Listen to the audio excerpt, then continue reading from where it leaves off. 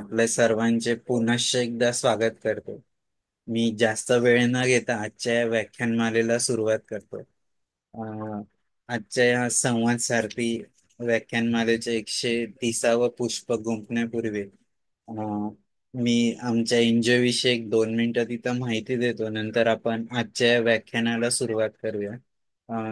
आमचं एनजीओ गेले 10 वर्ष महाराष्ट्रातील विविध भागात ऑनलाईन ऑफलाईन दोन्ही माध्यमातून काम करत आहे. आमच्या एनजीओचं मुख्य तत्व महात्मा गांधीजींचं खेड्याकडे चला आणि स्वामी विवेकानंद आणि रामकृष्ण परमहंसांचं शिवभावे जीवसेवा या तत्वाने आमचं एनजीओ काम करतं. गेल्या 10 वर्षात आम्ही महाराष्ट्रातील विविध भागात ग्रामीण विकास, पर्यावरण, शिक्षण, आरोग्य, महिला सबलीकरण अशा विविध क्षेत्रात कार्यरत आहोत. आमच्या एनजीओची एक छोटीशी व्हिडिओ क्लिप मी या ठिकाणी शेअर करतो. नंतर आपण आजच्या व्याख्यानमालेला सुरुवात करू.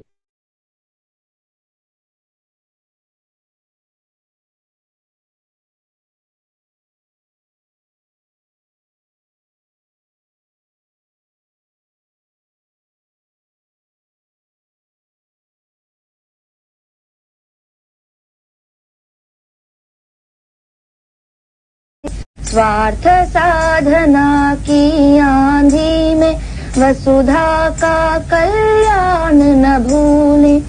माना अगम गाध सिंधु है, संघर्षों का पार नहीं है, किंतु डूबना मझधारों में साहस को स्वीकार नहीं है। जटिल समस्या सुलझाने को नूतन अनुसंधान न भूले। निर्माणों के पावन युग में हम चरित्र निर्माण न भूले। स्वार्थ साधना की आंधी में वसुधा का कल्याण न भूले। शील विनय आदर्श श्रेष्ठता तार बिना झंकार नहीं है। शिक्षा क्या स्वर साध सकेगी यदि नैतिक आधार नहीं है। कीर्ति कौमुदी की गरिमा में संस्कृति का सम्मान न भूले। निर्माणों के पावन युग में हम चरित्र निर्माण न भूले। स्वार्थ साधना की आंधी में वसुधा का कल्याण न भूले। आविष्कारों की कृतियों में यदि मानव का प्यार नहीं है, सुजन कोरोना काळात जेव्हा आमच्या सगळ्या फिजिकल ऍक्टिव्हिटी बंद होत्या, तर आम्ही ऑनलाईन माध्यमातून वेबिनार सिरीज सुरू केली ऑगस्ट 2020ला. त्याच्यात अगदी ग्रामीण विकासापासून तर स्पर्धा परीक्षा मार्गदर्शन असेल, कृषी प्रक्रिया उद्योगाशी संबंधित ऑनलाईन मार्गदर्शन असेल, शेतीच्या विविध पद्धती, नॅचरल फार्मिंग, ऑर्गॅनिक फार्मिंग, यासोबतच योगिक फार्मिंग, मिलेट्स फार्मिंग अशा कृषी क्षेत्रातील विविध संधी यांच्याबद्दल पण आम्ही व्याख्यानमालेचे आयोजन केले. त्या संपूर्ण कालावधीत कोरोना काळात स्क्रीनचा वापर खूप वाढला होता. टीव्हीची स्क्रीन असेल, मोबाईलची स्क्रीन असेल, कम्प्युटरची स्क्रीन असेल, त्याचा अतिरेक टाळून मुलांनी आणि पालकांनी काय शिस्त पाळली पाहिजे म्हणून आम्ही ऑनलाईन कार्यशाळेचे आयोजन केलं, की ज्याच्यात संपूर्ण महाराष्ट्रातून विद्यार्थी आणि पालक दोघांनाही खूप फायदा झाला. यासोबत आपले दैवत छत्रपती शिवराय, डॉक्टर बाबासाहेब आंबेडकर, भगवान गौतम बुद्ध या सर्वांच्या चरित्रावर देखील आम्ही व्याख्यानाचे आयोजन केले. यासोबत विश्वशांती असेल, जलसुरक्षा, आरोग्य अशा माध्यमातून ऑनलाईन आम्ही वेबिनार सिरीज ठेवल्या. हे सगळं करत असताना आमचं सगळ्या एनजीओच्या पदाधिकारींची चर्चा सुरू होती की आपण अजून काय करता येईल. म्हणून खूप लोकांशी चर्चा केल्यानंतर संवाद सारथी आम्ही 15 ऑगस्ट 2022ला सुरू केलं. भारताच्या अमृत महोत्सवी स्वातंत्र्य दिनानिमित्त. आणि मला सांगायला आनंद होईल की गेल्या 3 वर्ष जवळजवळ आम्ही ह्या वेबिनार सिरीज चालवतोय. प्रत्येक सोमवारी जेव्हा एखादा महानुभाव इथं येतात, त्यांचे विचार मांडतात, तर आम्हाला निश्चितच त्यातनं नवीन गोष्टी ऐकायला मिळतात, शिकायला मिळतात. आता आम्ही संवाद सारथीसाठी हाच कॅटेगरी का निवडला की डिफरंटली एबल किंवा अपंग व्यक्ती. तर त्यासाठी खूप चर्चा केल्यानंतर असं जाणवलं की सगळीकडे खूप वेगवेगळे प्रोजेक्ट्स आहेत पण संवाद नाही घडत आहे. म्हणून आम्ही संवाद सारथीमध्ये असं ठरवलं की जे पण डिफरंटली एबल अपंग व्यक्ती आहे त्यांच्या जीवनात खूप सारा रोजचा संघर्ष असतो.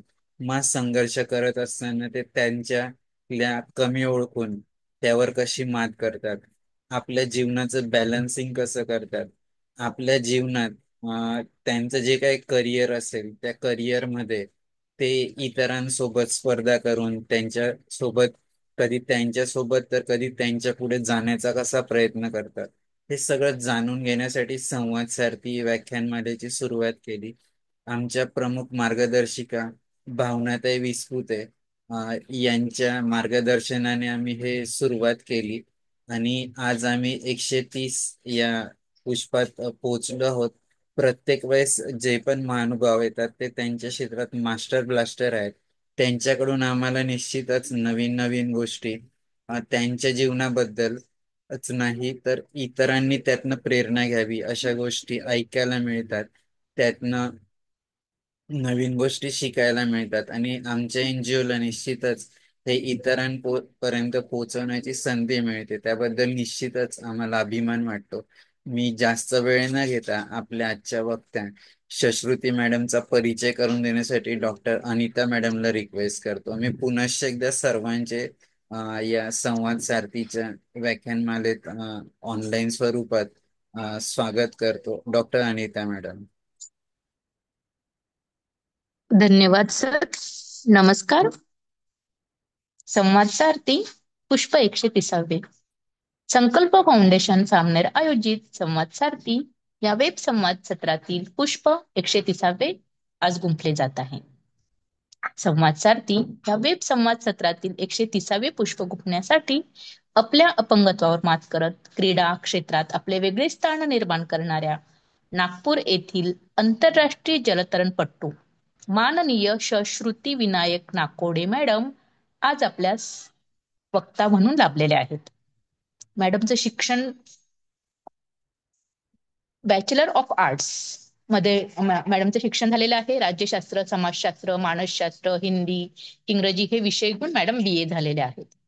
तसेच मॅडमांनी महिला सक्षमीकरण आणि विकास ह्या विषयामध्ये डिप्लोमा देखील केलेला आहे. 2025 साली पॅरालिगल प्रॅक्टिसेस मध्ये देखील मॅडमचा डिप्लोमा झालेला आहे. मॅडमने आजवर अनेक आंतरराष्ट्रीय राष्ट्रीय स्तरावरील अनेक उपलब्धी मॅडमच्या आहेत. खूप मोठी कामगिरी मॅडमने बजावलेली आहेत. सर्वच इथे न सांगता वेळेअभावी मी थोडक्यात मॅडमचा परिचय करून देते. त्यांच्या आंतरराष्ट्रीय स्तरावरील कुठल्या क्रीडा स्पर्धामध्ये मॅडम सहभागी झालेल्या आहेत.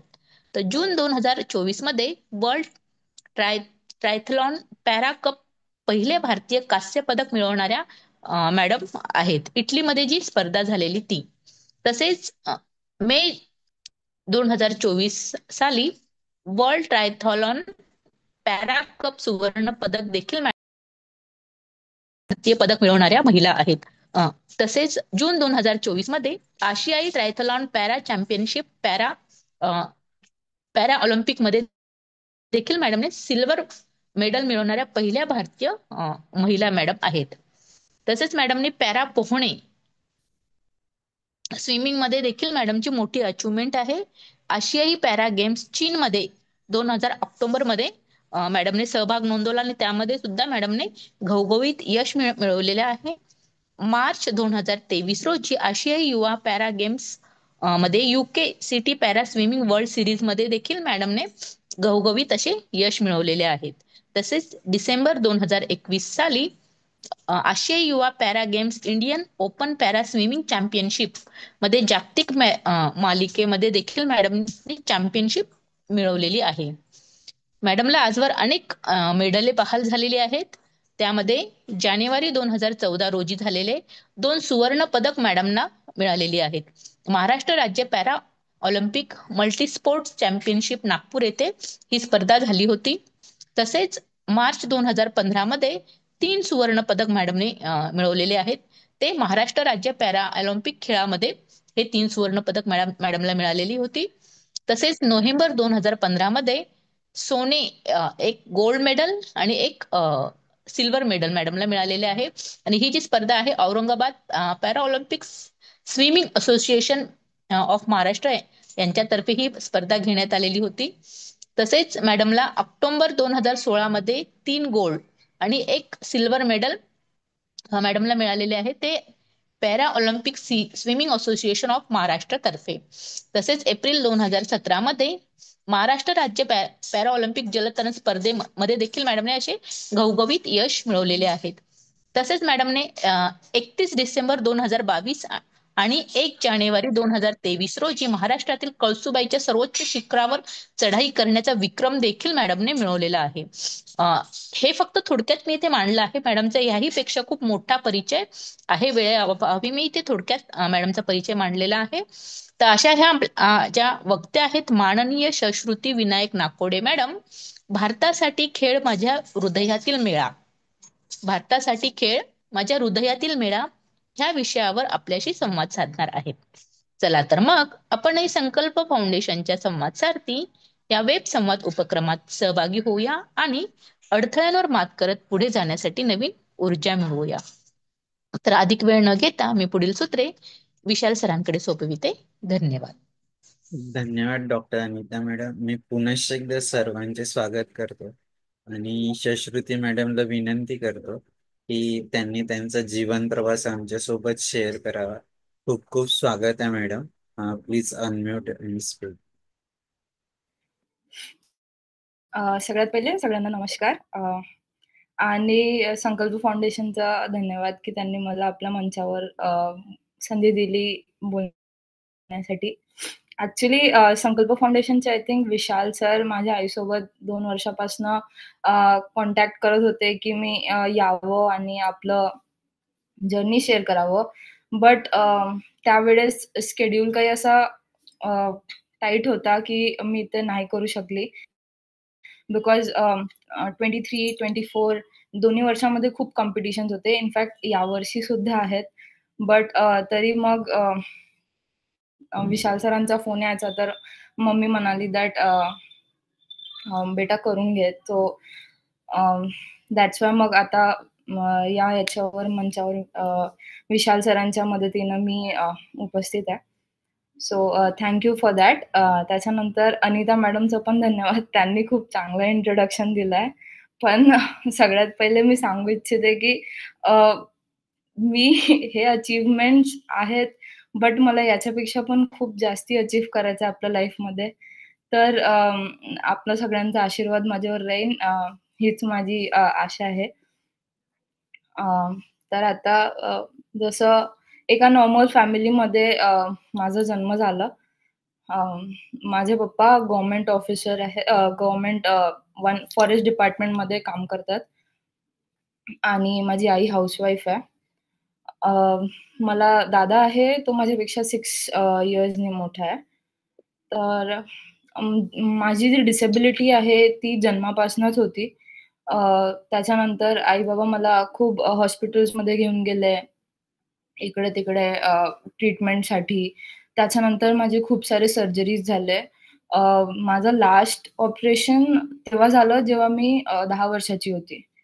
आणि त्याच्यानंतर आतापर्यंत एकदम मीन्स असं सांगू शकते की त्याच्यानंतर याची काही गरज पडली नाही. तर माझे जे डॉक्टर मला लाभले ते सुद्धा त्यांनी सुद्धा माझ्यावर म्हणजे मला असंच गाईडन्स दिलं की मला सामोरं जाऊन काहीही दुसरी इंजुरीज नाही होणार किंवा काही प्रॉब्लेम्स नाही येतील माझ्या लाईफमध्ये.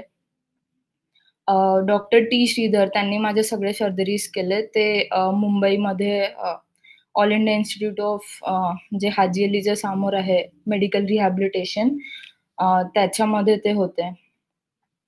तर असे माझे ऑलमोस्ट 17-18 सर्जरीज त्यांच्या अंडरमध्ये झाल्या. त्याच्यानंतर असंच एक रिहॅबिलिटेशन कॅम्प्स जसे चालतात आर्टिफिशियल लिंब बनवायसाठी किंवा कॅलिपर बनवायसाठी. तर त्याच्यासाठी 2013 मध्ये आम्ही एका कॅम्पमध्ये गेलो. त्या कॅम्पमध्ये असंच कोणीतरी कोण आहे ते नाही माहीत, बट कोणीतरी आलं आणि असंच सांगितलं, की तुम्ही आपल्या मुलीला स्विमिंग करायला द्या. ती चांगलं करू शकते. जस्ट एवढंच. एकच वाक्य ते बोलून गेले. तर त्याच्यानंतर मग ट्राय केलं, की त्यांच्याशी वापस कम्युनिकेट करायचं, कसं करायचं. तेव्हापर्यंत मी 10 वर्षाची झाली होती, 9-10 इयर्सची. आणि त्यांच्यासोबत कम्युनिकेट करायची कोशिश केली, पण ते नाही भेटले. म्हणजे कम्युनिकेशन झालंच नाही.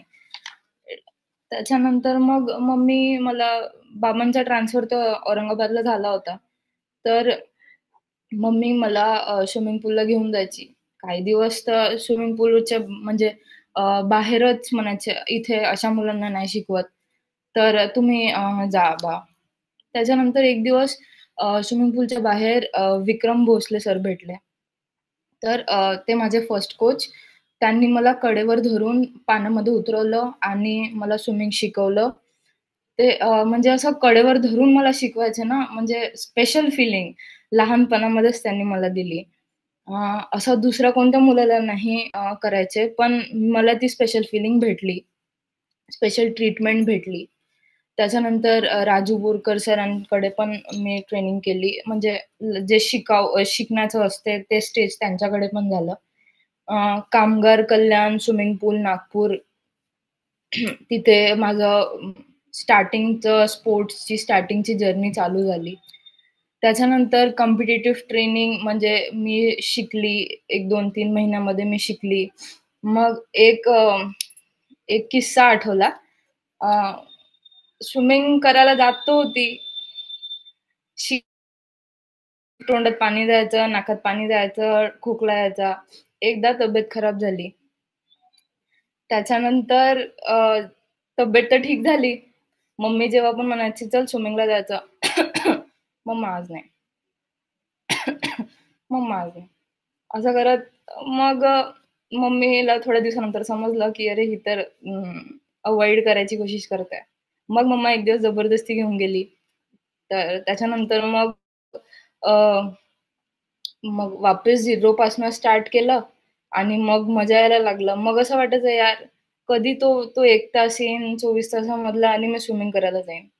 कधी तो 1 तास येईन आणि मी स्विमिंग करायला जाईन. म्हणजे पूर्ण 24 अवर्समधनं तो 1 तास मी शोधायला लागायची. अ, असं झाल्यानंतर मग मी 5th स्टँडर्डमध्ये आली.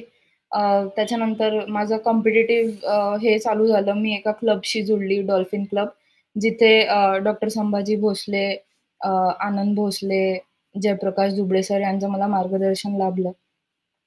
त्याच्यानंतर महाराष्ट्रामध्ये स्टेट जसं अनिता मॅडमनी सांगितलं ते झालं. तिथे मी पार्टिसिपेट केलं आणि मग 2015 मध्ये माझं फर्स्ट नॅशनल मी खेळली. तर फर्स्ट नॅशनलमध्ये मला 3 गोल्ड, 1 सिल्वर, 2 ब्रॉन्झ असं माझं हे होतं मेडल टॅली होती. त्याच्यानंतर तिथे मला एक म्हणजे आता जे माझे सर आहेत, ते तिथे मला भेटले. त्यांनी माझा एक इव्हेंट झाला. मी तिथे माझा बेस्ट परफॉर्मन्स दिला. म्हणजे तेव्हापर्यंतचा बेस्ट टायमिंग दिला आणि मी खूप खुश होते. मी खूप खुश होते आणि ते माझ्याकडे आले आणि ते मला म्हणाले, की "बेटा तू कोण आहे? कुठून आहे?" मी ते कोण आहे, ते कुठून आहे विचारल्याचं सोडून त्यांना सगळं काही सांगून दिलं आणि मी मस्त चालली गेली आपली चेंज करायसाठी जसं इव्हेंट नंतर करतो. तर ते झाल्यानंतर मग माझा तो कॉम्पिटिशन झाला. मी वापस आलो. त्याच्यानंतर सर माझ्या बाबांना फोन करतात की तुमची मुलीमध्ये स्कोप्स आहेत. आपण तिला ट्रेनिंग करून करून घेऊ शकतो.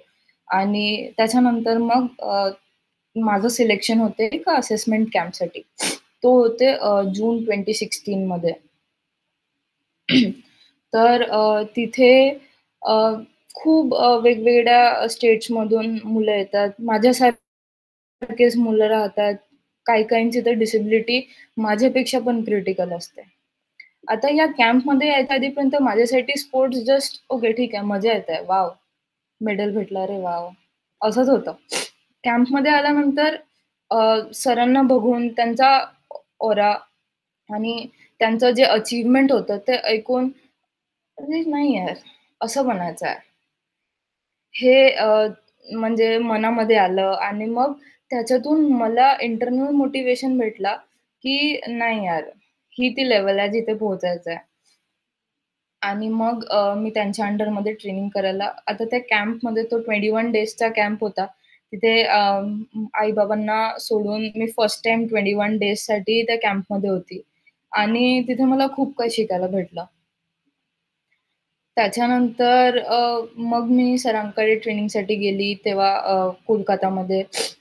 तेव्हा मी 7th-8th मध्ये असेन. बस तेव्हा मी आई-बाबाला सोडून त्यांनी पण माझ्यावर विश्वास केला, की ही करू शकते बा म्हणून. तर ते सुद्धा मला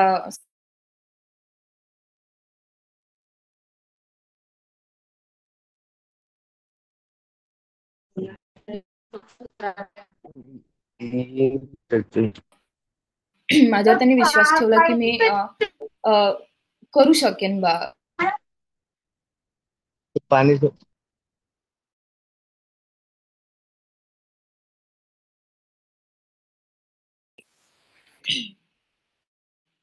आय थिंक काही टेक्निकल ग्लिच झाला होता का? हो हो, तुमचं कनेक्शन गेलं होतं. कंटिन्यू कर. तर लोक म्हणतात, की "अरे मुलगी अशी आहे, कशाला घराच्या बाहेर पाठवता?" बट त्यांनी माझ्यावर विश्वास ठेवला आणि अ, मला नागपूरपासून एवढ्या दूर कोलकातामध्ये ट्रेनिंगसाठी पाठवलं. तर साइड बाय साइड माझं एज्युकेशन पण चालू होतं. मी तेव्हा 8th मध्ये होती. स्कूलवाल्यांनी पण खूप कोऑपरेट केलं. नागपूरमध्ये सेंट झेवियर्स हायस्कूलमधून माझं स्कूलिंग झालं होतं.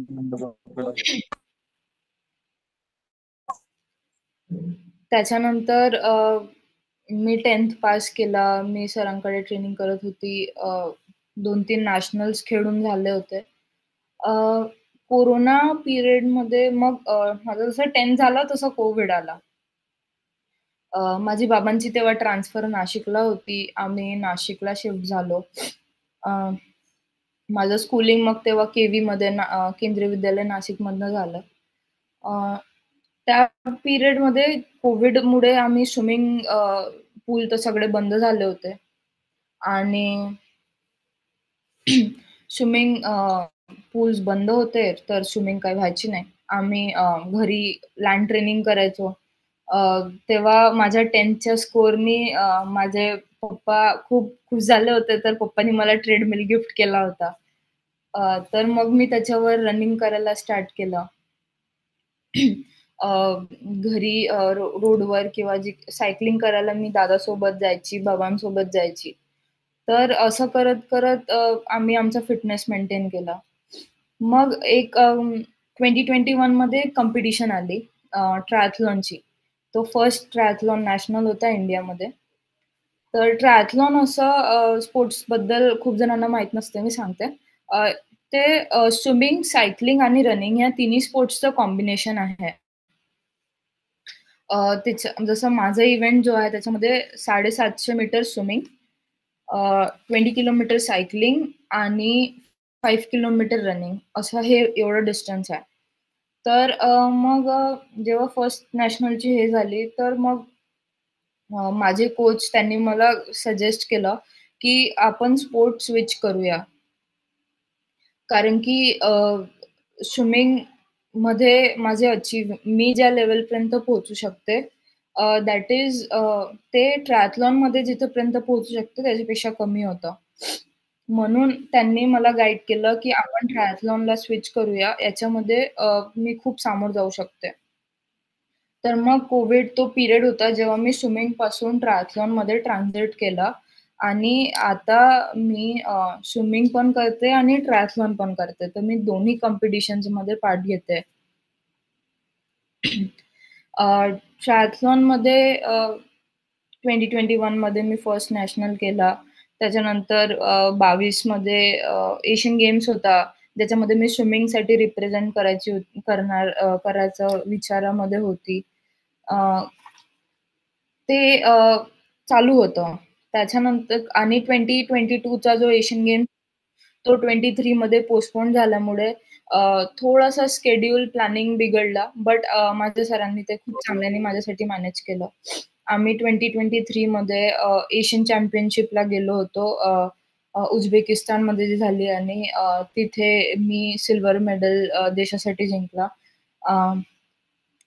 तो इंडियासाठी ट्रायथलॉन या स्पोर्ट्समध्ये एशियन लेवलचा फर्स्ट मेडल होता. आणि मग एशियन गेम्स झाले 2023 मध्ये चायनाला ऑक्टोबरमध्ये. त्याच्यामध्ये मी कंट्रीला रिप्रेझेंट केलं. मग आम्ही नेक्स्ट 2024 पॅरालिम्पिक्ससाठी आम्ही ट्राय करत होतो. पॅरालिम्पिक्समध्ये जसं मागच्या वर्षी झालं, खूप ॲथलीट्स पार्टिसिपेट करतात. तिथे ट्रायथलॉन सुद्धा एक स्पोर्ट्स आहे. इंडियामध्ये खूप अवेअरनेस नाही आहे. बट युरोपियन आणि अमेरिकन कंट्रीजमध्ये हर 10 मधून 3-4 लोक ट्रायथलॉन करतात. ते त्यांच्यासाठी रिक्रिएशनल स्पोर्ट आहे, आपली फिटनेस मेंटेन करायला. खूप जणांनी आयरन मॅन सुद्धा ऐकलं असेल. ते तिथले लोक हे खूप कॉमनली करतात. आपल्या इंडियामध्ये आतापर्यंत त्याचं तेवढं लेवल नाही बनलंय. सॉरी. त्याच्यानंतर आम्ही ट्राय केलं की आपण पॅरालिम्पिक्स क्वालिफायसाठी अटेम्प्ट करूया. बट काही कारणास्तव ते म्हणजे पॅरालिम्पिक क्वालिफिकेशनची रँकिंग वर्ल्ड नंबर 10 पर्यंत त्यांनी सिलेक्ट केलं आणि माझी रँकिंग वर्ल्ड नंबर 12 पर्यंतच आम्ही अचीव्ह करू शकलो मागच्या वर्षी. तर त्याच्यामुळे माझा जो 2024चा पॅरालिम्पिक्स होता पॅरिसमध्ये झालेला, तो मिस झाला. आता आम्ही नेक्स्ट 28 पॅरालिम्पिक्ससाठी ट्राय करत आहोत आणि आय होप की त्याच्यानंतर सुद्धा मी खेळू शकेन 2032 आणि 36 मध्ये जेव्हा इंडिया होस्ट करेन. आपण सगळं होप करत आहोत की इंडिया 2036 मध्ये आपल्या देशात ऑलिम्पिक्स पॅरालिम्पिक्स होस्ट करेन. तर हे आहे सगळं.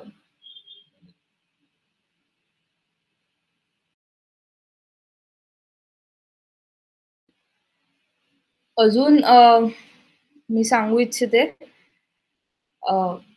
की मला असं वाटतं की हा प्रोग्राम म्हणजे याच्यासाठी ऑर्गनाइज केला जातो की जे पण श्रोता आहेत त्यांना मोटिवेशन भेटेल. मी जे सांगेन त्याच्यावरतून त्यांना काय म्हणणार, त्यांना मोटिवेशन भेटेन की ते सुद्धा आपल्या लाईफमध्ये असंच काही वेगळं करायची कोशिश करेन. बट माझं एक स्वतःचा कन्सेप्ट आहे. इथे खूप मोठे जण उपस्थित आहेत आणि मला नाही म्हणजे मी कदाचित चुकू पण शकते. पण मला असं वाटते की मोटिवेशन हे इंटरनल असते. माझे सर मला सांगतात की मोटिवेशन बाहेरून कोणीही नाही देऊ शकत अनलेस अँड अंटिल ते अंदरून येते. मला कोणी कितीही ट्रेनिंग करायला लावेन, अगर माझी स्वतःची इच्छा नसेल तर मी नाहीच करू शकणार. कोणी कितीही माझ्या मागे लागेल की तुला तिथे जायचंय, तुला तिथे जायचंय. अगर माझी इच्छा नसेल तर मी नाही जाऊ शकत. तर धिस इज म्हणजे मोटिवेशन हे इंटरनल असते. एक्सटर्नल फॅक्टरनी आपण त्याला 1% टच करू शकतो. That's all. म्हणून लहान मुलं जे असतात ते त्यांना असं वाटतं ना की अरे यार काय करताय.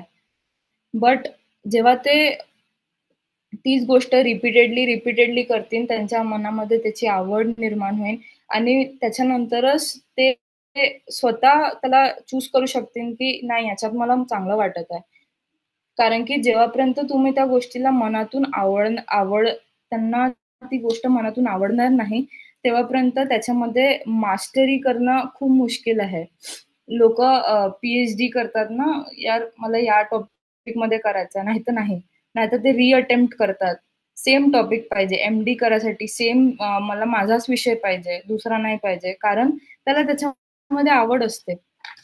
स्पोर्ट्स आवडीची गोष्ट आहे. ज्याच्यामध्ये अगर आवड नसेल, तर फिजिकल लिमिटेशन्स क्रॉस नाही करू शकत. तुम्हाला तुमच्या स्पोर्ट्ससोबत किंवा तुमच्या कामाला लव्ह करावं लागेल. ते तुम्हाला आवडलं पाहिजे. त्याच्याशिवाय एक्स्ट्राऑर्डिनरी नाही करू शकत. कोणीच काही नाही करू शकत एक्स्ट्राऑर्डिनरी. हे माझं ओपिनियन आहे. मला अगर मी कुठे चुकत असेल तर मला माफ करा. त्याच्यानंतर या वर्षीचं मी सांगू इच्छिते दॅट जून 2025 मध्ये मी इंग्लिश चॅनल स्विमिंग करायला जाणार आहे. इंग्लिश चॅनल हे London to France I mean UK to France एक 31 किलोमीटर्सचं स्पॅन आहे, डिस्टन्स आहे. ज्याच्यामध्ये खूप रफ वेदर असतो आणि पाणी सुद्धा 14-15 डिग्रीजचं थंड पाणी असतो, ज्याला मराठीमध्ये इंग्लिश खाडी असं म्हणतात. तर ते करायला जाणार आहे आणि आय विश की मी ते सक्सेसफुली क्रॉस करू शकेन. यावर्षी एप्रिलमध्ये आम्ही पार्क स्टेट स्विमिंग करणार आहे, जे श्रीलंका टू इंडिया सेम 31 किलोमीटर्सचं एक डिस्टन्स आहे. आणि नेक्स्ट माझ्या सरांची इच्छा आहे दॅट मी 7 सीज जे वर्ल्डमध्ये आहेत ते क्रॉस करायला पाहिजे. तर होपफुली येणाऱ्या 4-5 वर्षामध्ये ते सुद्धा आम्ही क्रॉस करूया. कसं आहे, टीका लावणे महत्वाचं. जेव्हा गावच्या लोकांच्या राहते, आता ते काय करतील विषय नाही, गावाच्या लोकांच्या जेवणा खावण्याचा विषय राहतेच. पण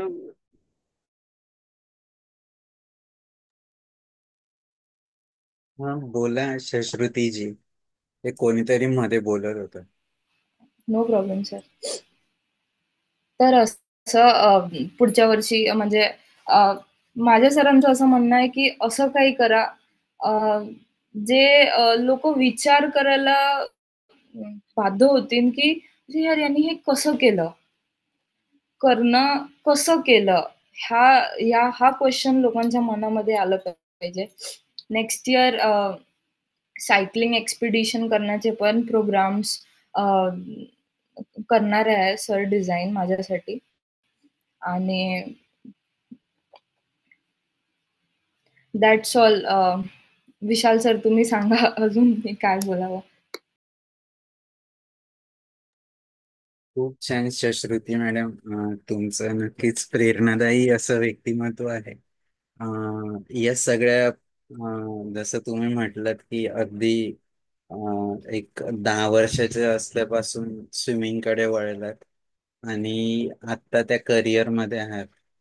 तर या संपूर्ण प्रवासात खूप चढ उतार आहेत. तुमच्या जीवनातला आनंदाचा क्षण कुठला की जो कधी विसरू शकत नाही? अं, असे खूप सारे क्षण आहेत आतापर्यंत बनलेले. सगळ्यात पहिला आनंदाचा क्षण म्हणजे जेव्हा 2023 मध्ये मी इंडियासाठी एशियन चॅम्पियनशिप मधला मेडल जिंकला. तेव्हा जेव्हा तिरंगा वरती गेला होता तेव्हा खूप आनंद मिळाला. त्याच वेळी मनामध्ये एक हे वाटलं की अरे यार सेकंड का बरं, तो टॉपवर का नाही गेला. तर आता सुद्धा तो टॉपवर जायची म्हणजे हे चालू आहे, ट्रेनिंग चालू आहे त्याची, त्याच्या मागे लागली आहे मी आणि आय विश की ते ते सुद्धा लवकर होईल. याच्या अगदी विरुद्ध तुमच्या जीवनातला वेदनादायी क्षण, what is the painful moment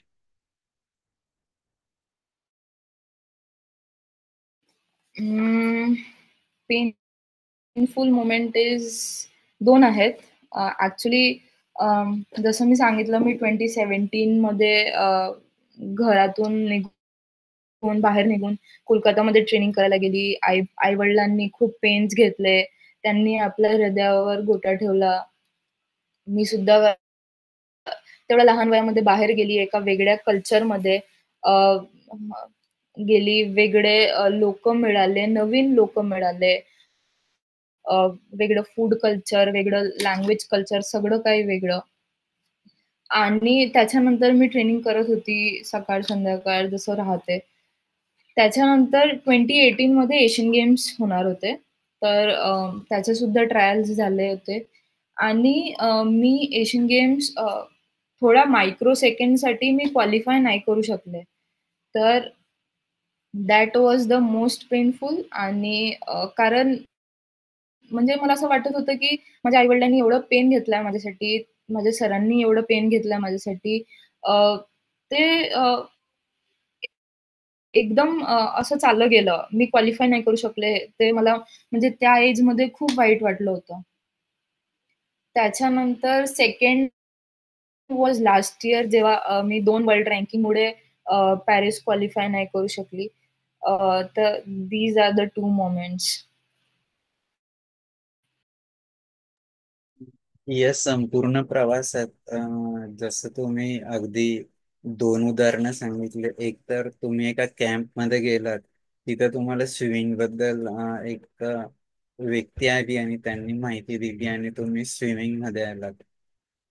हे सगळं करत असताना जसं असतं ना की एखादा दिवा पेटवायला एका ठिणगीची गरज असते, तर हा तुमचा दिवा तुम्ही तेवत कसा ठेवलेला आहे की मला सगळंच मिळवायचं आहे, मी करत राहणार आहे.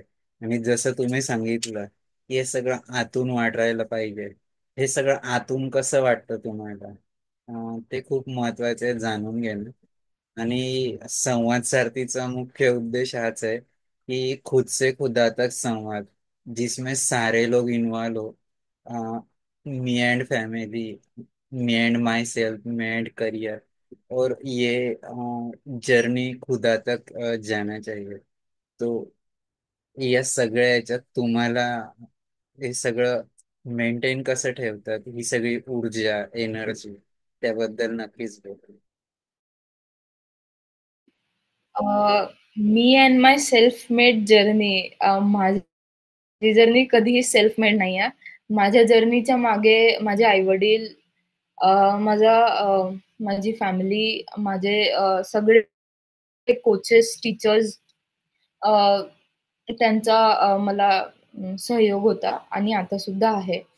जसं मी सांगितलं, की माझे एवढे सर्जरीज झाले, तर आई हमेशा किंवा बाबा माझ्यासोबत हॉस्पिटलमध्ये राहायचे. गव्हर्नमेंट हॉस्पिटल्स तर सगळ्यांना माहिती आहे. 3-3, 4-4 महिने चिल्ड्रन्स वॉर्डमध्ये तर खूप आरामात निघून जायचे माझे त्या एजमध्ये. तर म्हणजे जेवढा वेळ माझे आई-वडील मला आणि माझ्या दादाला घरी राहून देऊ शकत होते, ते त्यांनी फक्त मला दिलंय. तर कदाचित थोडा वेळ त्याला दादाला सुद्धा भेटला असता, तर ते पण एक सॅक्रिफाईस माझ्या दादाकडून पण झालाय. अ, दुसरी गोष्ट म्हणजे अशी की स्पोर्ट्स पर्सन कधीही आपल्या म्हणजे त्याचं स्वतःचं सॅक्रिफाईस नसते.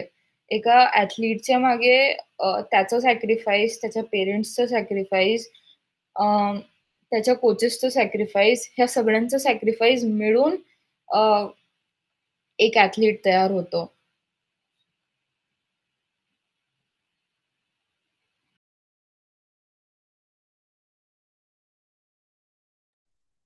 निश्चित मॅडम, तुम्ही ज्या काही या सगळ्या प्रवासात स्वतःला जसं तुम्ही तुमचं जे कोट वाचलं मी की त्यात तुम्हाला वाटतंय की माझं पूर्ण हृदयाचं हे देशासाठी मेडल मिळवणं. जसं तुम्ही आता पण उल्लेख केला की जेव्हा देशासाठी मेडल मिळतं तो एक सर्वोच्च आनंदाचा क्षण असतो. तर निश्चितच तुमचे जे जे स्वप्न आहेत ते निश्चित पूर्ण होत, ही अपेक्षा. मी अजून खूप काही विचारायचंय पण वेळेचं मर्यादा ठेवून आमचे सर्वात सिनियर रणजित जोशी सर नागपूरचे आहेत. ते स्वतः अपंग बहुउद्देशीय संस्थेचे संस्थापक, स्वतः खेळाडू आहेत. आणि आज त्यांचं वय 76-77 आहे. तरीही ते खूप सारे प्रेरणादायी लोकांना आजही त्यांचं काम सुरू आहे. मी त्यांना विनंती करतो की त्यांनी आधी बोलावं, मग आपण सर्वांसाठी मंच खुला करू. रणजित जोशी सर. एक सेकंड, जोशी काकांनी बोलायच्या आधी मी बोलू हो. इच्छिते. ॲक्चुअली माझं जोशी काकांसोबत फर्स्ट इंटरॅक्शन 2015 मध्ये झालं. जेव्हा मी तिथे नागपूरमध्ये ट्रेनिंग करायची, माझे कोच संभाजी भोसलेंनी त्यांनी वुमेन्स डेच्या दिवशी माझ्यासाठी एक 3 आवर्सचा कंटिन्युअस स्विमिंगचा प्रोग्राम ऑर्गनाइज केला होता. तेव्हा माझं फर्स्ट इंटरॅक्शन जोशी काकांसोबत झालं होतं आणि तेव्हा ते सुद्धा त्या दिवशी आले होते मला शुभेच्छा द्यायसाठी. त्याच्यापासून आतापर्यंत जोशी काकांचा सुद्धा मला मार्गदर्शन लाभत आहे आणि आता सुद्धा जेव्हा मी घरी जाते तर मी त्यांना भेटायला जातो आणि त्यांचा आशीर्वाद असंच माझ्यावर राहील. Ranjit Joshi sir, please unmute करून बोलू.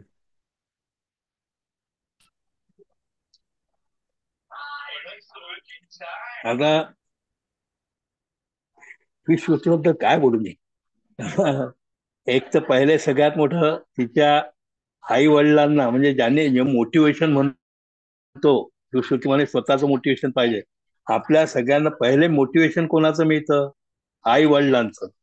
आई वडिलांनी जर का आपल्या पुढे जाऊ दिलं तरच आपण पुढे जातो. आणि त्याच्या आता जसं कलकत्त्याला एकटीला जाऊ दिलं, साधी गोष्ट नाही. आई वडिलांनी एवढं मोठं मन केलं, तिला कलकत्त्याला एकटीला पाठवलं ट्रेनिंग करता. तर हे एक हे आहे. तर त्याच्या या ज्या गोष्टी आहेत तिच्या आई वडिलांचं, आणि सुश्रुतीचे सगळे जे स्वप्न आहे ते निश्चित ती पूर्ण करेल असं माझं बिलकुल हे आहे. आणि त्याच्याकरता माझा आशीर्वाद आहे सुश्रुतीला. बाकी अजून काय बोलू, कारण की आता आमचीच मुलगी पुढे जाणार म्हणजे आम्हाला आनंदच वाटणार. आणि तिने सांगितलेलं तरी तिने काही गोष्टी पूर्ण सांगितल्या नाही. आता जसं तिला कलकत्त्याच्या सरांनी ज्यांनी हे केलं, त्याच्यानंतर गुजरातमध्ये ती होती, तिथेही त्या सरांची नावं घ्यायला पाहिजे होती, कारण की ते आमचे दोस्तच आहेत ते हे सर लोक. पण तिने नाव घेतलं असतं तर त्यांनाही थोडस आनंद झाला असता. म्हणून त्यांचंही, तिच्या सरांच्या, सगळ्या भोसले सरांचं, यांचं त्यांचं सगळ्यांचं मी कौतुकच करतो. त्यांनी आमच्या अपंगांना पुष्कळ लोकांना पुढे आणलं त्यात. आणि श्रीश्रुतीने जो टार्गेट ठेवला आहे पुढे, तो निश्चित ती पूर्ण करेल याचा मी आशीर्वाद देतो. मी माझे 2 शब्द संपवतो. धन्यवाद Ranjit Joshi sir. Ashok Bhanse sir. Madam नमस्कार मॅडम. हा सर्वांना सर माझा बोला नमस्कार. ना, भानसे सर बोला. हा बोलूनच राहिलो सर. श्रुती मॅडमचा प्रभाव एवढ्या छोट्या जीवनामध्ये एवढा मोठा, फार मोठा आहे आणि तिला भारत देशाचं नाव उंचावण्यासाठी शुभेच्छा. बस एवढं बोलून माझे 2 शब्द. धन्यवाद भानसे सर. भानसे सर वर्ध्याला असतात.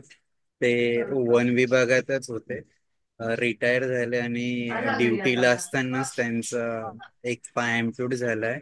आणि आता ते जवळजवळ मागच्या 2-2.5 वर्षात 10 ते 12 मॅरेथॉन त्यांनी जिंकलेत, कॉम्पिटिशन मध्ये सहभाग घेतलाय. Thank you भानसे sir. मी सर्वांना विनंती करतो की जे जे आता उपस्थित आहेत, विनायक नकाडे सर, मंजुषा madam, doctor Mahendra sir, Manish ji, आपण अनम्यूट करून निश्चितच शश्रुती मॅडम बद्दल बोलावं. म्हणजे नक्कीच आम्हाला अजून जास्त यातनं ऐकायला मिळेल. आणि जे प्रेक्षक फेसबुक लाईव्ह बघता किंवा युट्यूबला नंतर येऊन बघतील, तर निश्चित हा अनुभव चांगला शेअर होईल. मी विनंती करतो की प्लीज अनम्यूट करून सगळ्यांनीच बोलावं. डॉक्टर मुरलीधरजी, कचरू चांबारे, तेजसजी. एकेकाने अनम्यूट करून बोललं तर खूप छान होईल. आमचा मुख्य उद्देश हा संवादच आहे. नुसतं स्पीकरने बोलून कार्यक्रम संपवणं हे आमचं उद्दिष्ट नाहीये. तर आमचं मेन उद्दिष्ट आहे की आम्ही सगळ्यांना संवादात की जे लोक येत आहेत वेबिनार ऐकायला, त्या प्रत्येकाने काही ना काहीतरी संवाद साधला पाहिजे, हा आमचा प्रयत्न असतो. तर मी सगळ्यांना विनंती करतो की स्वतःहून अनम्यूट करून बोलावं. संगीता मॅडम, तेजसजी, तुम्ही तुमच्याकडून अनम्यूट करून बोलू शकता. ज्यांना कोणाला बोलायचंय तर अनम्यूट करून बोला.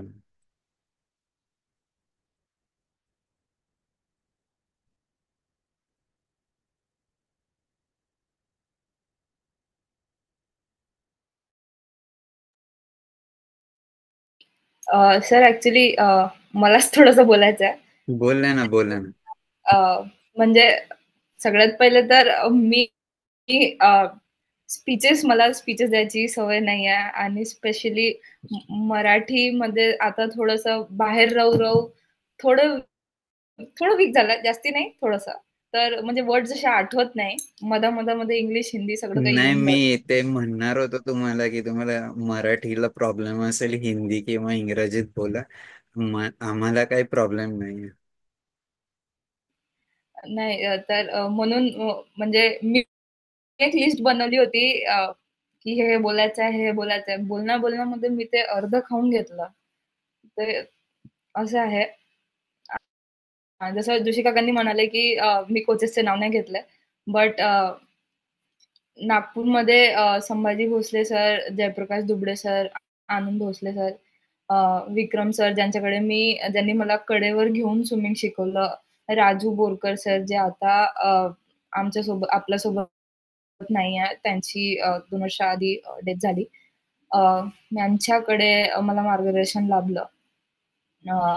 सुद्धा अमोल रायपूरकर सर जे आता उमरेडमध्ये असतात, त्यांनी सुद्धा मला ट्रेनिंग दिली आहे. ह्या कोचेसनी आणि आताचे माझे सर प्रशांता कर्माकर, जे स्वतः अर्जुन अवॉर्डी आहेत आणि त्यांनी इंडियाला देशाचा फर्स्ट स्विमिंग मधला कॉमनवेल्थ गेम्स मेडल देशासाठी जिंकला होता. त्यांच्या अंडर मी आता ट्रेनिंग करत आहे. तर ह्या सगळ्या कोचेसनी मला मी जे आहे त्यांनी मला बनवलं जसं मी आहे. सोबत आई वडिलांचं सपोर्ट, माझ्या फॅमिलीचं सपोर्ट ते तर होतच. त्याच्यानंतर जसं विशाल सर तुम्ही विचारलं की मोटिवेशन कसं येते, तर माझं पर्सनल मोटिवेशन यायचं टेक्निक जी आहे ती कदाचित वेगळी असू शकते. मला जसं अगर मी ट्रेनिंग नाही केली एखाद्या दिवशी मला खूप चिडचिड येते की का बरं नाही झालं. ते केल्याने मला चांगलं वाटते. ट्रेनिंग केल्याने मला चांगलं वाटते. ते नाही केलं तर मला असं वाटतंय आजचा दिवस वेस्ट आहे. आजच्या दिवसमध्ये काहीच चांगलं नाही आहे. माझ्यासाठी मोटिवेशन तसा येतो आणि तो एक गोल सेट केलाय ना, तर आता त्याच्यापर्यंत पोहोचायचंच आहे. तर हे इनबिल्ट झालंय आता ते कुठून सुद्धा निघत नाही. आणि सोबतच जसं माझं एज्युकेशन चालू आहे, मी आता हिस्लॉप कॉलेजमधनं ग्रॅज्युएशन करत आहे, फायनल इयरला आहे. आणि मला असं वाटतंय कारण माझे सर अशा आम्हाला ट्रेनिंग करताना सांगतात, की अगर तुम्हाला स्पोर्ट्समध्ये किंवा कोणत्याही फील्डमध्ये एक्सेप्ट ऑफ एज्युकेशन, कारण एज्युकेशनमध्ये तर अभ्यासाची गरज आहेच. स्पोर्ट्समध्ये एक्झेल करायसाठी तुम्हाला इंटेलिजंट व्हावं लागेल. कारण जेव्हा तुम्ही टॉप लेवलच्या स्पोर्ट्समध्ये पोहोचता ॲट दॅट टाईम तुम्ही अगर ती गोष्ट लवकरात लवकर नाही समजाल, तर कोणी दुसरं येऊन समजून ते अचीव्ह करून घेईन. तर म्हणून तुम्हाला स्पोर्ट्स करायसाठी स्मार्ट व्हावं लागेल. स्मार्ट होणं खूप इम्पॉर्टंट आहे आणि लॉजिकल थिंकिंग इंटेलिजन्सीचा पार्ट जो येते ते तुमच्या स्पोर्ट्समध्ये परफॉर्मन्स एन्हान्समेंटसाठी खूप इम्प्रूव्ह करते. इंडियामध्ये हर एक गेम आतापर्यंत स्पेशली पॅरालिम्पिक गेम्स आतापर्यंत त्या लेवलला नाही पोहोचल्यात.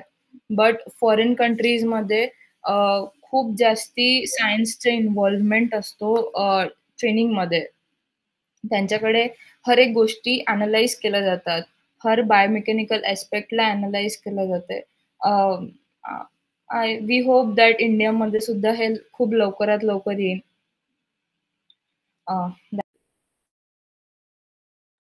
तुम्ही आता हा विषय काढला, त्यात अजून एक तुम्हाला विचारायचं होतं.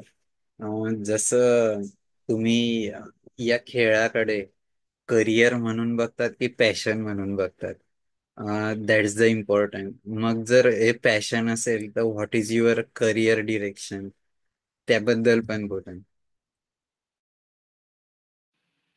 मी स्पोर्ट्सला स्टार्ट केलं होतं की आवड आहे, चला ठीक आहे, मजा येत आहे. बट जसं मी सांगितलं त्या कॅम्प नंतर माझा पाहण्याचा एकदम पर्स्पेक्टिव्ह चेंज झाला. आता माझ्यासाठी sports is my career. But मी हे सुद्धा म्हणेन की त्याच्यासोबत एज्युकेशन पण इम्पॉर्टंट आहे. ठीक आहे. आणि स्पोर्ट्स माझ्यासाठी आता करिअर ऑप्शन झालेला आहे. आणि मी सगळ्या यंग मुलांना आता सुद्धा म्हणेन दॅट स्पोर्ट्स करा. कारण स्वामी विवेकानंद म्हणतात की अगर तुम्ही पुस्तक अगर तुम्हाला बुक रीड करायची असेल त्याच्यापेक्षा तुम्ही फुटबॉल खेळा. त्याच्याने तुमची जी फिजिकल ॲबिलिटीज आहेत ते तुमच्या मेंटल ॲबिलिटीजला ओपन करते. त्याच्या फिजिकली ॲक्टिव्ह राहिल्याने तुमची मेंटल ॲबिलिटी इन्क्रीज होते. हे स्वामी विवेकानंदाचा म्हणजे त्यांचा कोट होता. म्हणून स्पोर्ट्स लाईफमध्ये खूप इम्पॉर्टंट आहे. जरी रिक्रिएशनल करत असाल तरी करा, ॲक्टिव्ह लाईफस्टाईल होईल. मी ज्यांच्याकडे प्रोसेसेस म्हणजे आर्टिफिशियल लिंब बनवायला जाते ते सांगतात की आताच्या फेजमध्ये इंडियामध्ये समोर खूप जण आर्टिफिशियल लिंब यूज करते. मी त्यांना विचारलं का बरं, तर ते मला म्हणाले की इंडियामध्ये डायबिटीजवाले पेशंट खूप इन्क्रीज होणार आहेत. सर्वे म्हणते की इंडियामध्ये डायबिटीजचे लोक खूप इन्क्रीज होतील आणि त्याच्यानी त्यांना गँग्रीन होऊन त्यांना आपल्या बॉडीचे पार्ट्स रिमूव्ह करावे लागतील. आणि ह्या इन्सिडेंटमुळे ॲम्प्युटीज वाढणार. तर अगर आपण डायबिटीज प्रिव्हेंट केलं तर डायबिटीज प्रिव्हेंट करायसाठी active lifestyle I think is a important part. तर म्हणून स्पोर्ट्सला आपण आपल्या लाईफस्टाईलमध्ये इन्व्हॉल्व करू शकतो. हर एक म्हणजे इच्छा नसेल तर स्पोर्ट्समध्ये करिअर करायची गरज नाही आहे. But this is one option.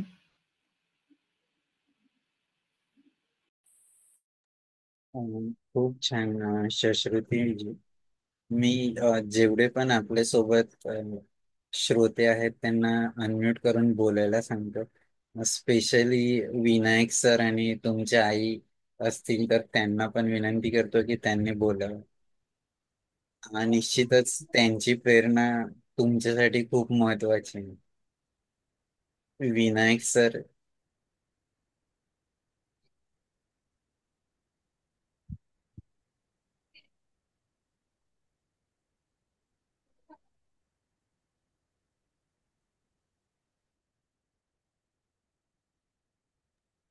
मीनाक्षीजी, तुम्ही अनम्यूट केलंय, तुम्हाला बोलायचंय काय? हो. हा, बोला ना. हा, नमस्कार. खूप दिवसापासून मी संकल्प फाउंडेशन बद्दल ऐकलं होतं, पण कधी ऑनलाईन सहभागी होण्याचा योग आला नव्हता. आज अचानक मी आपल्यामध्ये सहभागी झाले, त्याचा आनंद व्यक्त करते. आणि इथून पुढे कधी जर संधी मिळाली तर ह्या कार्यक्रमात मी जरूर सहभागी होईन. पूर्वी 2-3 वेळा विचारलं होतं मला, पण हे तंत्र मला आत्मसातच नव्हतं. मी बँकेत बेस्ट कॉम्प्युटर ऑपरेटर होते, पण मोबाईल मधलं आणि व्हॉट्सअप मधलं मला काहीही कळत नव्हतं काल परवापर्यंत. आता आता या 2-4 महिन्यात जरा मला शिकायला मिळालं आणि या कार्यक्रमात आता सहभागी होता आलं, याचा मी आनंद व्यक्त करते. खूप छान वाटलं. आणि नाकाड्याची सृष्टीची मुलाखतही ऐकते आहे मी. खरंच ती एक कर्तृत्ववान आणि अ, आकाशाला गवसणी घालणारी मुलगी आहे. आणि तिला खूप माझ्याकडून शुभेच्छा. धन्यवाद मीनाक्षी मॅडम. तुम्ही जर तुमचा नंबर दिला तर आम्ही तुम्हाला लिंक पाठवत जाऊ नक्की, चॅट बॉक्स हा, मध्ये जर चालेल. टाकलं. येस. हा. विनायक हो, सर चालेल. बोला, तुम्ही अनम्यूट केलं. हा, नमस्कार. माझा आवाज येतोय? हो येतोय सर, बोला ना. हा. नमस्कार सगळ्यांना. नमस्कार. माझीच मुलगी, माझ्याच मुलीने माझ्याबद्दल बोलावं आणि मी तिच्याबद्दल बोलावं असं काही विशेष नाही माझ्याकडे. तिने जे सांगितलेलं आहे ते यथास्थिती सगळे खरे आहे. परंतु दिव्यांग मुलांच्या पाठीमागे आम्ही पाहिला जर उभे राहिलो नाहीत तर त्यांना मोटिवेशन कसं मिळेल ही एक बाब निर्माण होते. म्हणून जे जे मुलं आहेत दिव्यांग, त्या दिव्यांग मुलांसाठी आई वडिलांनी सुद्धा स्वतःच वेळ देणं भाग आहे. तरी जे इथं कुणी दिव्यांग पालक असतील त्यांना माझी विनंती आहे की त्यांनी स्वतःचा वेळ आपल्या मुलांसाठी द्यावा, जेणेकरून त्यांना आपल्याला फक्त प्रोत्साहन करायचं आहे, बाकी त्यांनाच करायचं आहे. परंतु ते करण्यासाठी आपण त्यांना त्या ठिकाणी नेऊन देणं ही आपली जबाबदारी आहे. ही फक्त आपण पाळली तर आपोआप सारखी मुलं घडायला भारतामध्ये वेळ लागणार नाही. एवढं बोलून माझे 2 शब्द समाप्त करतोय. धन्यवाद विनायक सर.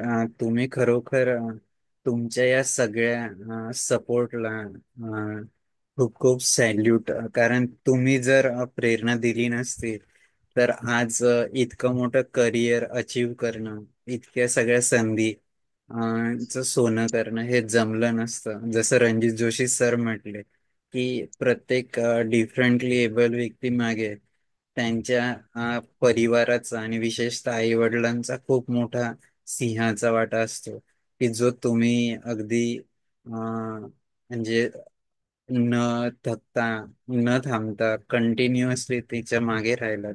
तर हे खरोखर सर्वांसाठी प्रेरणादायी आहे. खूप धन्यवाद सर. आपल्यासोबत जेवढे पण प्रेक्षक आहेत, प्लीज तुम्हाला बोलायचं असेल तर अनम्यूट करून बोला, नाही तर आपण समापनाच्या दिशेला जाऊ. Doctor Vinod sir, doctor Muralidharji, doctor doctor Mahendra.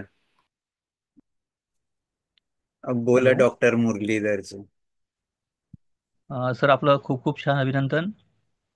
आणि तुम्ही जे आपल्या क्षेत्रामध्ये दिव्यांग व्यक्तींना जे त्यांचं मार्गदर्शन करून त्यांना भविष्यामध्ये संधी तुम्ही उपलब्ध करून देत आहे, खूप खूप अभिनंदन आपलं.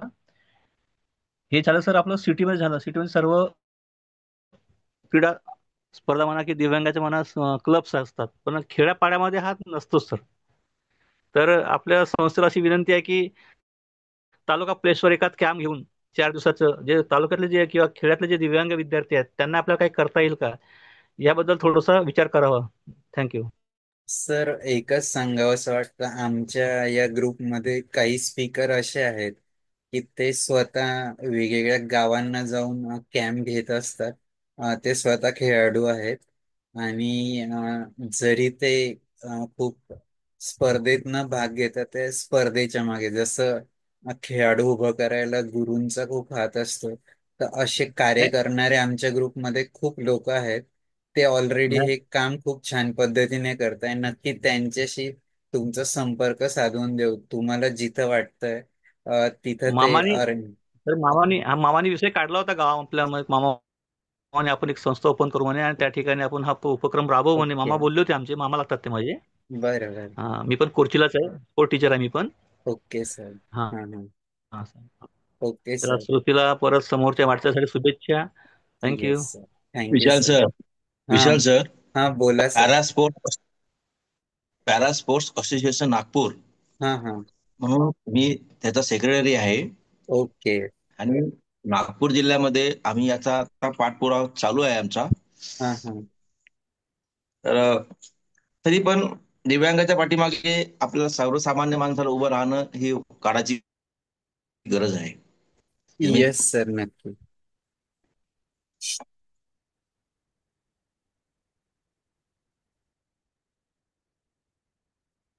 अजून कोणाला बोलायचं असेल तर प्लीज अनम्यूट करून बोला, नाही तर आपण समापनाच्या दिशेला जाऊ.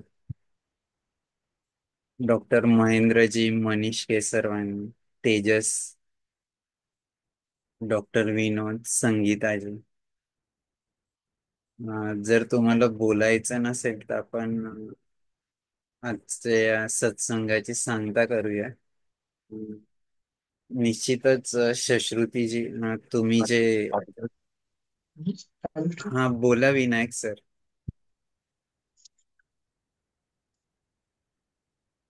नाही, मला माझ्याकडचं बोलणं झालेलं आहे. आपण बाकीच्यांनी सांगा, त्यांना बोलायचं असेल त्यांनी बोलावं कृपया. हो हो, मी ते विनंती करतोय की ज्यांना बोलायचं असेल प्लीज अनम्यूट करून बोला. कारण हा संवाद सगळ्यांसाठी आहे. त्यामुळे कसं आहे की टॉक देऊन जायचं स्पीकर नाही, यापेक्षा त्या स्पीकर सोबत आम्हाला काय वाटलं त्यांच्याकडून, तर हे जर संवादात आलं तर ते खूप महत्वाचं असतं आमच्यासाठी. त्यामुळे आम्ही सगळ्यांना संधी देतो की त्यांनी कमीत कमी बोलावं. आणि जर कोणी बोलत नसेल तर मग आपण समापनाच्या दिशेने जाऊया.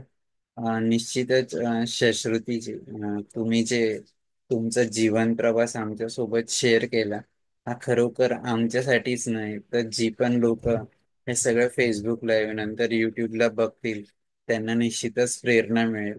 आणि बियॉन्ड एज्युकेशन, स्पोर्ट्सचं पण करिअर कसं करता येतं, एक सामान्य व्यक्ती आणि एक डिफरंटली एबल व्यक्ती हे अचीव करू शकतो, तर सामान्य व्यक्ती का नाही अचीव करू शकत, याचा एक आदर्श, एक पायंडाच तुम्ही पाडलाय. आणि प्रत्येक वेळेस जे जे तुम्हाला नवीन अचिव्हमेंट्स मिळत गेले, आणि प्रत्येक वेळेस नवीन नवीन की एकच गेमवर फोकस न करता अजून ऍडिशनल काय करता येईल त्यासाठी प्रयत्न करणे, आणि इथपर्यंत तुम्ही पोहोचलात. आणि जसं तुम्ही म्हटलात की काही करायचं असेल तर आंतरप्रेरणा खूप महत्वाची असते, आणि जोपर्यंत ती मधली ठिणगी पेटत नाही कोणीही स्वतःमध्ये बदल घडवून आणू शकत नाही. त्यामुळे आधी तर मेन असतं की ज्याला बदलायचंय त्याने स्वतःला आतून बदलणं खूप गरजेचं असतं.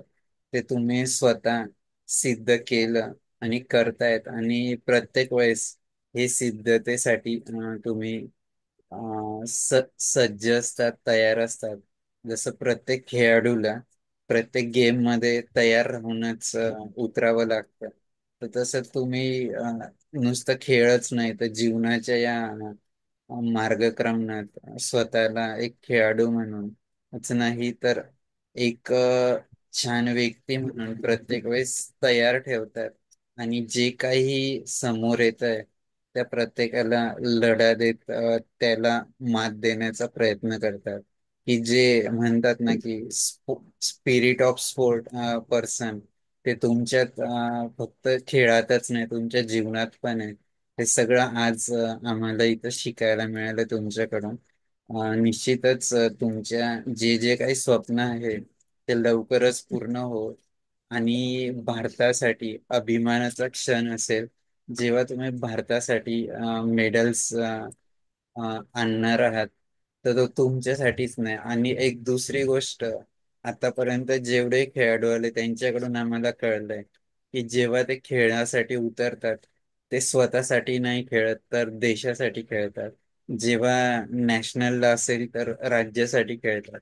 तर हे स्पिरिट असतं की स्वतःला विसरून देशासाठी आणि आपल्या राज्यासाठी खेळणं, हे सगळं खेळाडूंकडून आम्हाला आतापर्यंत जेवढेही स्पोर्ट पर्सन आमच्या याच्यात येऊन गेले त्यांच्याकडून हे सगळंच आम्हाला प्रत्येक वेळेस जाणवतं की तुम्ही स्वतःच्या पलीकडे देशाला आणि खेळाला प्राधान्य देतात.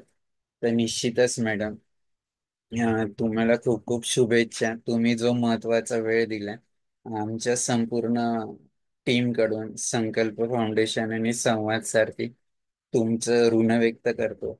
आणि पुढेही तुम्ही यात आमच्यासोबत संवादात असावं. तुमच्या आई आल्या तर त्यांना बोलू देऊया. तुमच्या आईंचं बोलणं झालं की एक छोटासा संदेश, मग आपण आजच्या या सत्संगाची सांगता करू. बोला. पहिल्यांदा नमस्कार सर. आणि विशाल सरांना पहिल्यांदा सॉरी, कारण ते 2023 पासून माझ्या मागे लागले होते शश्रुतचा स्पीच द्यायचा आहे शश्रुतीला. पण अशा काही गोष्टी होत्या की तिचं वेळ आणि तिचं वर्षभराचा म्हणजे आता 2-3 वर्ष ती इतकी बिझी होती की कुणालाही वेळ देऊ शकत नव्हती. त्याच्यामुळे ती तुम्हाला आता वेळ देऊ शकली. आताही बिझीच असते. वेळ तिच्याकडे आताही कमीच आहे, कारण आता पण या मंथमध्ये पण कॉम्पिटिशन आहे. सेकंड मंथ एक्झाम आहे. एप्रिलमध्ये ती पाक स्टेट, जुलैमध्ये इंग्लिश चॅनल, सगळं शेड्यूल पॅक आहे. त्यामुळे पण झालं आता कसं बसं स्पीच द्यायला ती तयार झाली आणि हा प्रोग्राम झालं. आपल्याच मुलीबद्दल काय सांगायचं, फक्त माझं काही तिच्यामध्ये वाटा म्हणजे मी तिच्या वेळा फॉलो करते आणि तिचं फूड कम्प्लीट करून देते, डाएट. हेच माझं वाटा आहे. तिला स्विमिंग पूलवर सोडणे, आणणे. तिच्या पप्पाचा खूप मोठा वाटा आहे यामध्ये, कारण ऍडमिनिस्ट्रेटिव्ह काम करताना आणि ह्या गोष्टी करताना खूप अडचणी येतात. त्याला मात करून तिच्या पप्पांनी खूप वेळ दिला तिला. त्याच्यामुळे ती इथपर्यंत पोहोचू शकली. आणि प्रत्येक आई वडिलाला आता इथपर्यंत आपण मेहनत केली तर आमची इच्छा आहे की देशासाठी मेडल जिंकावं.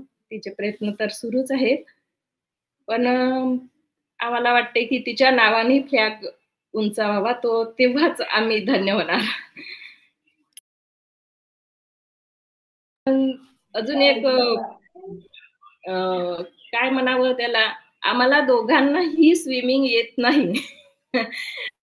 आणि दुसरी गोष्ट, आमच्या फॅमिलीमध्ये असं स्पोर्ट्सचं कोणतंही बॅकग्राऊंड नाही की ती आम्ही स्विमिंग याने स्पोर्ट्सचा आम्हाला नॉलेज आहे म्हणून आम्ही आपल्या मुलीला स्पोर्ट्समध्ये टाकलं.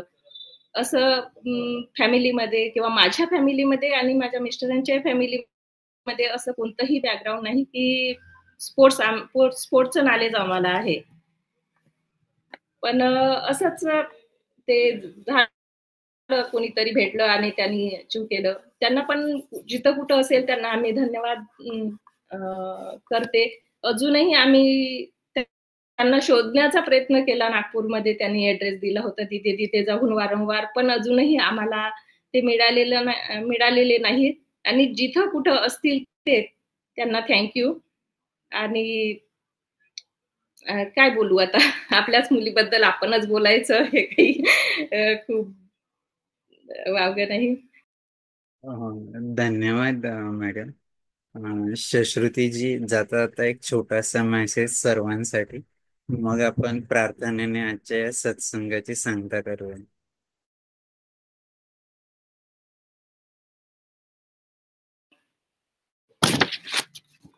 सर, मेसेज म्हणजे सगळ्यांना रिक्वेस्ट करेन की तुम्ही जे कोणतं पण कार्य हातामध्ये घेत आहात किंवा जे काही तुम्ही स्वतः विचार करताय की मला हे करायचं आहे, त्याच्यामध्ये असं काही करायची ट्राय करा की तुमच्या नावाच्या सोबत त्या गोष्टीला ओळखण्यात आलं पाहिजे किंवा त्या गोष्टीच्या मागे तुमचं नाव लागलं पाहिजे. आणि एंड ऑफ द डे माझी फॅमिली, माझे सगळे कोचेस आणि माझे स्पॉन्सर्स, गो स्पोर्ट्स फाउंडेशन, त्यांना मी धन्यवाद करते. कारण मी आतापर्यंत जेवढं अचीव्ह केलं आहे त्यांच्या सपोर्ट शिवाय ते काहीच नसतं. आणि बस हेच. धन्यवाद शश्रुतीजी. आमच्याच ग्रुपमध्ये संवाद सारथीच्या एक राजाराम घाग सर आहेत, त्यांनी ब्रिटिश चॅनल पार केलंय. तुम्ही कदाचित त्यांना भेटला असाल कुठल्या स्पर्धेत. ते पण खूप सिनियर आहेत. आता त्यांचं वय पण खूप 70+ असावं. तर ते पण खूप छान प्रेरणादायी व्यक्तिमत्व आहे. आणि जेव्हा त्यांनी तो सगळा अनुभव सांगितला ब्रिटिश चॅनलचा त्यांच्या स्पीच मध्ये, तर तो खरोखर खूप अंगावर काटे आणण्यासारखा होता. की एक अपंग व्यक्ती हे अचीव करते तेव्हा ते एक वेगळाच आनंद असतो त्यांच्या तो शब्दात आम्हाला जाणवला. तर तुम्ही निश्चितच त्यांच्याकडून जर तुमची ओळख असेल किंवा मी नंबर देतो त्यांच्याशी बोला, ते नक्की गाईड करतील तुम्हाला ब्रिटिश चॅनलसाठी. मदत होईल त्याची. आणि तुम्हाला पुनश्च एकदा शुभेच्छा. तुमचे ऋण व्यक्त करतो. आणि आमचा तुम्ही म्हटलात की 2-3 वर्ष लागले. शेवटी कसं असतं की संवादात येण्यासाठी एक योग असतो आणि त्या योगातूनच हे सगळ्या गोष्टी घडतात. आम्ही खूप संयमी आहोत आणि आमचा उद्देश आहे की तुमच्यासारख्या सगळ्या व्यक्तींकडून जे काही मिळतंय ते इतरांपर्यंत पोहोचवणं हेच आमच्यासाठी महत्वाचं आहे. त्यामुळे आमचा सतत प्रयत्न असतो की प्रत्येक सोमवारी एक महानुभाव की ज्याने आपल्या जीवनात सगळ्या गोष्टींवर मात करत त्याला जे जे काही प्रॉब्लेम्स आहेत एक वेगळी अचिव्हमेंट केली आहे. आणि एक वेगळी, जसं तुम्ही आता सांगितलं की स्वतःची एक वेगळी ओळख निर्माण केली आहे, अशा सगळ्यांनाच आम्ही आमंत्रित करत असतो. आणि आमचा उद्देश हाच आहे की त्यांचं जीवन हे इतरांपर्यंत शेअर व्हावं आणि त्यांनी जो अनुभव घेतलेला आहे त्यातनं कोणीतरी प्रेरणा घ्यावी, हा एकच उद्देश आहे. मी पुनश्च एकदा आमच्या टीमकडून तुमच्या सर्वांचे आभार व्यक्त करतो. आणि परत आपण पुढच्या सोमवारी एका नवीन महानुभावासोबत या ठिकाणी बोला. संगीता मॅडम, तुम्हाला काय बोलायचं? त्यांचा मुलगा बोलत आहे. काय? मी त्यांचा मुलगा बोलत आहे. हा, बोला ना, बोला. काय नाव तुमचं? यथार्थ. हा, बोला ना. हॅलो दीदी. हॅलो. हॅलो. मी पण एक स्विमर आहे. मी पण एक स्विमर आहे. तुमच्या मोटिवेशन आणि याच्याने मी खूप प्रेरणा भेटली आहे मला. Thank you so much. ट्रेनिंग कशी चालू आहे? छान. खूप छान सांगितलं तुम्ही. चांगल्याने प्रॅक्टिस करायची मन हो. लावून. यथार्थ सध्या कुठे आहे आता? बँगलोरला. बंगलोर. छान. कोणाकडे प्रॅक्टिस चालू आहे? इथे डॉल्फिनला. डॉल्फिन. ओके. दीदी तुला इंग्लिश चॅनल साठी बेस्ट ऑफ लक. आणि अजून समोरच्या पण कॉम्पिटिशन्सला. थँक्यू यथार्थ. Thank you so much.